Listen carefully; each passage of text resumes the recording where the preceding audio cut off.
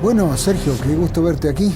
Muchas gracias. Qué gusto saludar a los amigos que nos están mirando allí en la pantalla de su televisor o en la iglesia. Hoy llegamos al último programa de esta serie, donde estamos analizando las 7 tareas que le competen al anciano. Y la última era conducir los cultos y las ceremonias de la iglesia. Así que empecemos hablando de qué es eso de conducir los cultos. Sabido es que el anciano actúa como una especie de maestro de ceremonias, ¿no? Cuando organiza el culto. No estoy diciendo cuando le toca predicar, sino el que organiza el culto. Hay programas armados donde dicen que comienza con la doxología, pero antes de que eso comience, por supuesto, está en la sala pastoral. En la sala pastoral se organizan. En muchos lugares hay impreso un papel que solo debe ser rellenado, colocando cuál es el número del himno, quién va a hacer la primera oración. Eso es sabido por la mayoría de los ancianos. De paso, si no lo saben, justamente el orden del culto que aparece impreso le ayuda a llevarlo a cabo. Si en su iglesia no hubiera tal cosa, pues puede consultar en el manual cuál es el orden del culto. En algunos lugares varían. Nosotros podríamos aprovechar para recomendar que se utilicen como doxología los himnos preparados a tal efecto. A veces en algunas iglesias cantan otros cantos. Podríamos recomendarles también, por sobre todas las cosas, celeridad en armar la plataforma. Hace unos días atrás, esto parece una broma, pero no lo es. Me sorprendí mirando que la escuela sabática había terminado, habiendo comenzado a 9:30, había terminado a las 10:35. O sea, en menos de una hora, en una hora y un poquito, habían terminado la escuela sabática. Dije, bueno, esto sí que es corto. Bueno, suponemos que pronto comenzará el sermón. Bien, yo debía acompañar en la plataforma, debía estar allí. Pues aunque no lo quieras creer, yo estaba empujando al anciano porque demoró exactamente media hora desde que terminó la escuela sabática hasta que pasamos a la plataforma. ¿Qué ocurrió durante esa media hora? Hasta ahora me estoy preguntando qué pasó. Dando vueltas el anciano, buscando esto, buscando lo otro, repasando 10 veces la lista, volviendo a escribir la hojita con el orden del culto. Saben, nosotros no podemos darnos el lujo de perder media hora entre la escuela sabática y el sermón. Y entonces, ¿cómo nos organizamos? Precisamente para eso están los papelitos. Para que nosotros tengamos todo escrito y a la persona que invitamos a la plataforma le decimos, fulano, esta es su parte, esta es la suya, repartimos a cada uno lo suyo, por escrito. ¿Cuál es el texto? Todo eso lo tenemos que averiguar antes de que llegue ese momento. Cuando llegó el momento de pasar a la plataforma, y aquí es donde nosotros deberíamos recomendar lo siguiente. Terminó la escuela sabática, hay 1 o 2 cantos, se pone el canto de transición o de introducción, generalmente en algunos utilizan el silencio, el canto llamado silencio, u otros, que es el himno característico. 1 o 2 cantos, el canto característico para ingresar a la plataforma. No deberían pasar más de 4 o 5 minutos entre el fin de la escuela sabática y el sermón. ¿Por qué? Porque nosotros tenemos que terminar a tiempo. Estuve en otro lugar donde se suponía que era una reunión de oración donde acostumbran poner primero los pedidos de oración y la oración y luego viene el mensaje. Aunque a mí personalmente me gusta más poner primero el mensaje y luego los pedidos de oración y la oración, respeto los que hacen al revés, no hay problema. Me gusta más hacerlo después porque se entiende que después que han escuchado el mensaje hay una motivación adicional para orar y nos vamos con la oración y nos vamos para casa. Pero aunque parezca increíble, la persona que conducía los pedidos de oración estuvo casi 1 hora con los pedidos de oración. no es que la gente estuviera, que el templo estuviera repleto y con mucha gente haciendo pedidos. Este buen hermano, anciano, estaba preocupado para que hasta el último hiciera un pedido, porque alguien hacía un pedido o un motivo de gratitud, hay alguien más, y como no se levantaban las manos, hay alguien más, y no se levantaban las manos, pero él insistía tanto hasta que alguien levantaba la mano y decía, bueno, así como para que no te sientas mal ahí, yo voy a hacer un pedido. ¿Por qué es importante mantener el horario? ¿Cuándo comienza la escuela sabática? ¿Cuándo termina el culto todo? Normalmente comenzamos 9:30, algunos varían un poco, pero digamos, comenzamos 9:30 y a las 12 estamos terminando. ¿Por qué debemos hacerlo así? Por una cuestión de orden y para no fomentar la apostasía. Fomentar la apostasía, ¿sí? Para no fomentar la apostasía. ¿Por qué digo esto? Imaginemos una señora cuyo marido no es adventista. Ella viene a la iglesia, pero su marido sabe que el culto termina a las 12 y él viene a almorzar a las 12:30 o a la 1, viene a almorzar. Pero llega el hombre a la casa y el almuerzo no está dispuesto porque su esposa llegó tarde. ¿Qué va a lograr nuestra extensión del culto? Que esa mujer tenga un disgusto con el marido, que el marido finalmente le prohíba venir a la iglesia, que la mujer finalmente, como siempre el culto llega tarde y ella llega tarde, tiene un problema con el marido, pues que con el tiempo ella deje de venir a la iglesia. También fomenta que algunas personas que son organizadas y disciplinadas se sientan molestas porque no se sabe cuándo termina. A mí me gusta cuando algunas personas preguntan cuándo empieza el culto y a qué hora termina.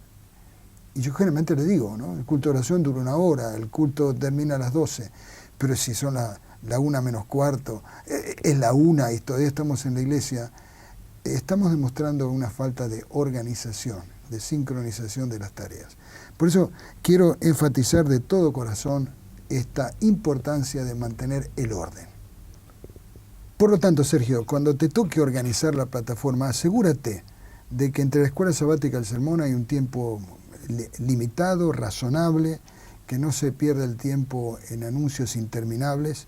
Recuerdo un pastor que fue muy drástico cuando habían rellenado de tantas cosas su tiempo que cuando le tocó predicar a él, creo que faltaban 5 minutos para las 12. Así que él se paró, predicó 5 minutos y se sentó. La gente sorprendida, bien, yo soy organizado en mi vida, hasta la hora de terminar, termino. Fue un golpe duro, pero a veces alguien tiene que sacudirnos como para que nos demos cuenta de que si el mensaje es importante, démosle tiempo al mensaje. No llenemos de tanta cosa que finalmente no quede tiempo para el mensaje. Si la gente va a escuchar la predicación, no hagamos de tal forma que ahí a la mitad del sermón la gente impaciente se tenga que ir porque ya el tiempo no le da para más. ¿Te resulta bueno esto? Excelente, pastor. Muy bueno. Bueno, podemos pasar a otro punto a continuación. Vamos a hablar de las ceremonias de la iglesia. Pastor, he escuchado sobre los sacramentos. ¿Cómo se relaciona la iglesia? ¿Cómo ve, cómo enfrenta la situación la iglesia adventista esta situación de los sacramentos? Es que nosotros no tenemos sacramentos, nosotros tenemos ritos. Hay una diferencia entre el rito y el sacramento. El sacramento se lo califica como ex opere operato, ¿no? Del latín, que significa que el sacramento por sí mismo logra algo. Y los sacramentos en la Iglesia Católica son 7. Nosotros no tenemos sacramentos, que no es que el acto en sí mismo logra el efecto. Para nosotros nuestras ceremonias son ritos conmemorativos. No es que logran el efecto por hacerlo, es una conmemoración, es simbólico. ¿Y cuáles son lo que nosotros tenemos? ¿Cuáles serían las ceremonias? No de ninguna manera sacramento. Por supuesto, el primero y principal es el bautismo, cuando la persona comienza la vida cristiana. El bautismo no es el bautismo en sí lo que salva, sino la fe que ponemos en el bautismo. El bautismo es el acto exterior de la fe interior.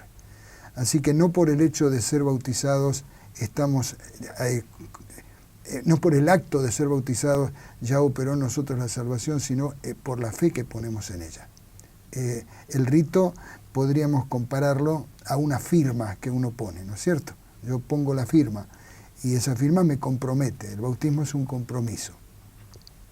Otro de las actividades que nosotros tenemos es, otra de las ceremonias es el casamiento, naturalmente, el ungimiento de los enfermos.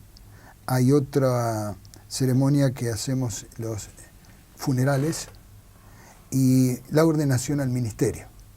Hablemos un poquito de cada uno de ellos. Respecto al bautismo, hay que darle importancia y solemnidad. Es bueno cuando nosotros organizamos bien la ceremonia, cuando se le da la importancia que requiere. En este sentido hay muchas cosas que hacen al orden de la iglesia.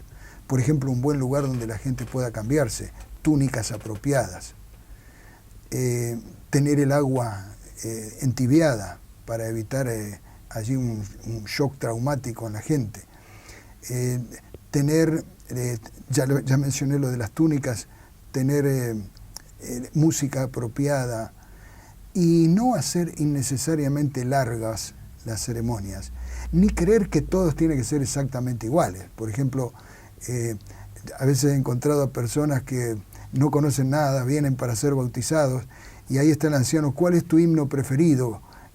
¿Cuál era la otra cosa que se le pide? El himno preferido y el versículo preferido. Y resulta que la persona no conoce mucho de esto, ni tiene himno ni versículo preferido, pero le inventamos uno en ese momento. No es imprescindible hacer eso. No es necesario estar repitiendo en cada ceremonia esto. Y hablando de repetir, ¿nunca pensaron que en su iglesia los bautismos podrían ser temáticos? Que existen parques temáticos. Sí. ¿Y no podría haber bautismos temáticos? ¿Y cómo es eso?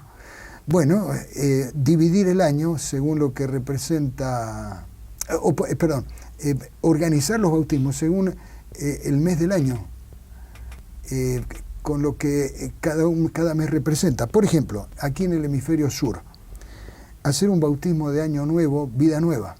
Sí. Y entonces, como está en el aire la festividad del año nuevo, se intercambian saludos de felicidad y todo esto, la felicidad de empezar una vida nueva. Un bautismo temático. Llega febrero, en muchos lugares es el mes de las vacaciones. El tema vacaciones por la eternidad. Quien ingresa en el bautisterio, pues está sacando su pasaporte o su pasaje a la eternidad. En marzo, si coincide con la Semana Santa, el sacrificio de Cristo es recordado en el bautismo. De paso,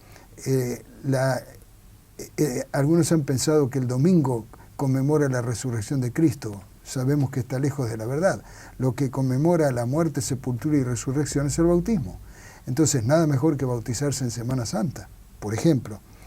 O si en abril es el Día de los Conquistadores, pues apuntar a que ese día haya bautismo de conquistadores y que los chicos uniformados presenten una guardia de honor. En muchos lugares en mayo es el Día de la Madre. La mayoría de los países latinos, el Día de la Madre es en mayo. Organizar un bautismo en torno al Día de la Madre. En junio podría ser lo mismo con respecto al Día del Padre, pero para el Día del Padre podríamos organizar un bautismo temático orientado al hijo pródigo.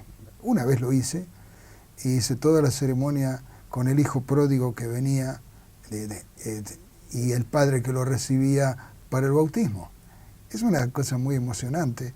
En julio, en muchos lugares es el mes de la independencia, porque en muchos países de Latinoamérica tienen julio, o en julio tienen su día de la independencia, hablar de lo que significa la libertad en Cristo. En agosto, en el hemisferio sur, se acerca el fin del invierno, entonces relacionarlo con lo que pronto vendrá, el despertar de la primavera. Llega el día de primavera, el bautismo de los jóvenes. Octubre es el mes de los santos y los muertos, ¿no? Con el Día de los Muertos buscar allí alguna temática interesante sobre morir y resucitar. En noviembre está el Día del Laico, la Semana de Oración o el Día del Pastor, el regalo de Navidad para diciembre. Con un poquito de ingenio uno puede hacer un programa diferente al otro. Y tú me estarás diciendo, ¿y para qué? Por una razón elemental. Cuando se anuncia un bautismo, muchos de los hermanos dicen, esta película ya la vi. ¿Para qué voy a ir? Ya me lo vi esto.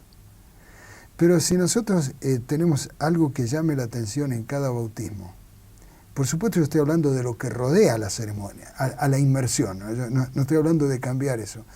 Podría ser que los hermanos se sintieran entusiasmados a venir. En mis iglesias yo solía encargarle a los jóvenes que me ayudaran a armar el bautismo, dándole a ellos parte en esto. Así que gracias a Dios teníamos siempre bien concurridas nuestras ceremonias de bautismo, porque los hermanos decían, bueno, ¿qué nuevo se traerá esta vez? ¿No? ¿Qué de nuevo se traerá esta vez? ¿Te quedó claro esa idea? Sí, pastor. Te hago una pregunta. Sí. Para dedicar los niños, ¿tiene que estar el pastor o puede hacerlo un anciano? Tengo entendido que el anciano lo puede hacer. Entonces, ¿por qué esperar a que lo haga el pastor? No necesitamos esperar que el pastor haga la dedicación de los niños. El anciano está capacitado para hacerlo. Y por supuesto, la iglesia debería sentir que está perfectamente bien que el anciano dedique al niño el día que quieran así hacerlo, ¿no es cierto? ¿Cómo hacer un servicio de dedicación de niños? Bueno, podríamos explicarlo acá, pero el tiempo no nos permite. Por eso la descripción de cómo se hace el servicio está en el manual para ministros, está en el ebook que acompaña este programa. Otra cosa que podemos hacer es la Santa Cena. También muchas iglesias piensan que si no la hace el pastor, no sirvió. ¿Los ancianos pueden conducir la Santa Cena? Claro que sí. Y si pueden conducir la Santa Cena, también allí es importante que el anciano sepa todos los procedimientos. Felizmente, si hay algo perfectamente explicado, es cómo es el procedimiento de la Santa Cena. Entonces lo que queremos enfatizar es que el anciano está calificado para hacerlo, y en cuanto a capacitarse, consulte el manual de iglesia, el manual para ministros, y ahí está todo explicado cómo debe hacerlo. Otra cosa que también nos suene ser doloroso es tener que hacer un sepelio. ¿Está un anciano capacitado para hacerlo? Por supuesto que sí. También los manuales explican cómo hacerlo. No necesitamos esperar que el pastor esté. Y claro, en ambientes donde hay un solo pastor, donde hay una o dos iglesias nada más, claro, ahí está el pastor, pero en aquellos lugares donde hay muchas iglesias que atender, el anciano es donde brilla más allí, ¿no es cierto? Donde está ahí colaborando. Me olvidé un detalle de la Santa Cena. Cuando termina la Santa Cena, es posible que haya muchos enfermos, sino algunos enfermos que no han podido venir. Ahí es donde aparece brillando rutilantemente el pastor, que va a llevar la Santa Cena a los enfermos. Yo dije, pastor, es el subpastor, ¿no es cierto? El anciano que se ocupa de cuidar de la iglesia. Ese debería ser el anciano que se está llevando la Santa Cena junto con el maestro de la escuela sabática. Bueno, en cuanto al orden del programa y todo eso, repito, está en el manual y recomendamos checarlo porque hay 2 o 3 formas diferentes. Eso no quita que también podamos llegar a tener santas cenas temáticas. A lo mejor nosotros podemos armar de tal forma que cada Santa Cena tenga algún atractivo diferente al anterior. Algunos han hecho la Santa Cena, por ejemplo, armando una mesa en forma de cruz, dándole un ambiente especial, no necesariamente el sábado de mañana, un viernes de noche, cualquier otro momento que la haga atractiva. ¿Está bien? Está bien, pastor. ¿Y la ceremonia de casamiento? ¿Te involucra a ti esto? ¿Puede un anciano casar? Bueno, según nuestro manual, la ceremonia de casamiento la debe llevar a cabo el pastor, pero un anciano podría colaborar. podría colaborar, sobre todo si la persona que se casa tiene simpatía por el anciano, podría estar colaborando con el pastor, quizá haciendo la predicación y después el pastor tomando los votos matrimoniales. Es algo que está perfectamente contemplado dentro de las actividades del anciano que colabora con el pastor. Ya hablamos del servicio fúnebre, pero llegamos demasiado rápido al servicio fúnebre. Debíamos haber tenido antes en cuenta otra cosa muy importante, que es la oración por los enfermos. ¿Es importante la oración por los enfermos? Definidamente. Ya el apóstol Santiago lo dijo. ¿Te acuerdas lo que dijo Santiago? ¿Está alguno enfermo entre vosotros? ¿Cómo dice? Llame a los ancianos de la iglesia. Llame a los ancianos de la iglesia. Está claro que deben ser los ancianos los que van y hacen la unción. También está explicado en el manual cómo se hace la unción de los enfermos, y qué lindo, tal como termina Santiago allí: el Señor lo levantará y si tuviere pecados le serán perdonados. La oración por los enfermos es una de las tareas verdaderamente supremas en la vida de un anciano, ¿no? Llegar hasta el hecho de una persona que probablemente no se está sintiendo bien. En este sentido, también en el área de consejería dice cómo tratar con el enfermo. Pero aquí me alegra la pregunta que hiciste hace un rato, cuando mencionabas si era un sacramento. La Iglesia Católica tiene la extremaunción. Y aquí lamentablemente muchas veces se ha confundido la oración por los enfermos como la extremaunción. Mire, se está por morir, venga a ungirlo. No es así. Toda persona enferma tiene el derecho de pedir que los ancianos oren por él y lo unjan. No esperar a que esté en las últimas horas de su vida, todo lo contrario. Así que ahí quisiéramos desmitificar esto. No es el mito de la extremaunción, es en cualquier momento que alguien pueda buscar la bendición del Señor. Bueno, estas son las ceremonias en las cuales tenemos que estar involucrados. Hablamos de cultos y ceremonias. ¿Te quedó claro la idea de que nuestros cultos sean dinámicos, bien organizaditos en el tiempo?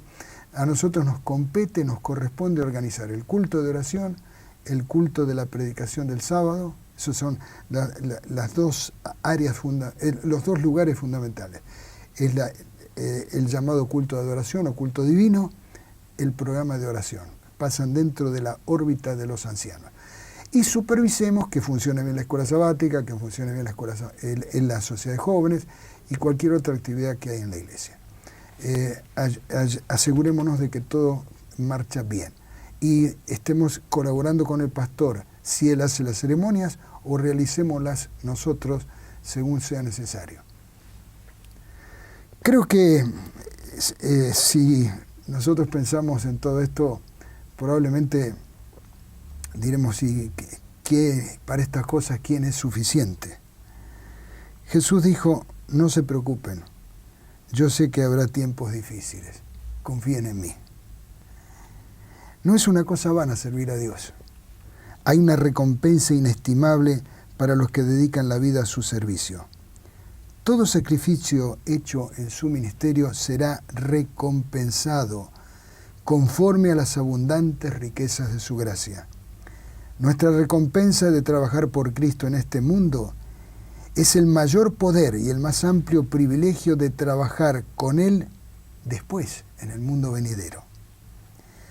Todo impulso del Espíritu Santo que induce a los hombres a la bondad y a Dios es registrado en los libros del cielo, y en el día de Dios a cada uno que se haya entregado a sí mismo como instrumento para la obra del Espíritu Santo le será permitido contemplar lo que su vida ha producido. Sergio, cuando podamos estar allí en el reino de los cielos y podamos ver a aquellos por quienes hemos trabajado, qué emoción. Cuando los redimidos se hallen en la presencia de Dios, responderán a sus nombres almas preciosas llevadas allí por los esfuerzos pacientes y fieles, hechos en su favor por las súplicas y la ferviente persuasión de buscar su refugio en el fuerte. De este modo, los que en este mundo han sido colaboradores con Dios recibirán su recompensa. Qué regocijo reinará mientras estos redimidos se encuentren y saluden a los que llevaron cargas en su favor. Y cómo vibrarán de satisfacción los corazones de los que no vivieron para agradarse a sí mismos, sino para beneficiar a los desdichados que tienen tan pocas bendiciones. Para ellos se realizará la promesa: serás bienaventurado porque no te pueden retribuir, mas te será recompensado en la resurrección de los justos. En el cielo veremos a los jóvenes que hemos ayudado, a aquellos que hemos invitado a nuestros hogares, a los que apartamos de la tentación. Veremos sus rostros reflejar el fulgor de la gloria de Dios. Qué bendita conversación tendrán con esas almas. Otros expresarán su gratitud a los que alimentaron a los hambrientos y vistieron al desnudo. Sé paciente, soldado cristiano. Hermana, esposa de anciano, estás incluida en esto. Aún un poco y el que ha de venir vendrá. La noche de cansadora espera, vigilia y aflicción casi ha pasado. Pronto se dará la recompensa. El eterno día amanecerá. Si el registro del cielo muestra que en su vida hay evidencias de ternura, abnegación y benevolencia en el servicio, recibirá la bendita seguridad y bendición de Cristo. Bien hecho. Ven bendito o bendita de mi Padre. Toma posesión del reino preparado para ti desde la fundación del mundo. Como conclusión, querido Sergio, conclusión para nuestros amigos que nos están mirando, quisiera poner la versión inglesa de Phillips, de 2 de Corintios 7:4. Pablo podía decir así: delante de vosotros hablo con completa franqueza. A vuestra espalda hablo de vosotros con profundo orgullo. Este es el orgullo que puede sentir un pastor, tener los mejores ancianos colaborando con él. Que tú y todos los que miran este programa estén involucrados en eso. En todo caso, otro anciano lo expresó así: a los ancianos que están entre ustedes, yo que soy anciano como ellos, testigo de los sufrimientos de Cristo y partícipe con ellos de la gloria que se ha de revelar, les ruego esto: cuiden como pastores el rebaño de Dios que está a su cargo, no por obligación ni por ambición de dinero, sino con afán de servir, como Dios quiere. No sean tiranos con los que están a su cuidado, sino sean ejemplos para el rebaño. Así, cuando aparezca el Pastor Supremo, ustedes recibirán la inmarcesible corona de gloria. Amén. Amén.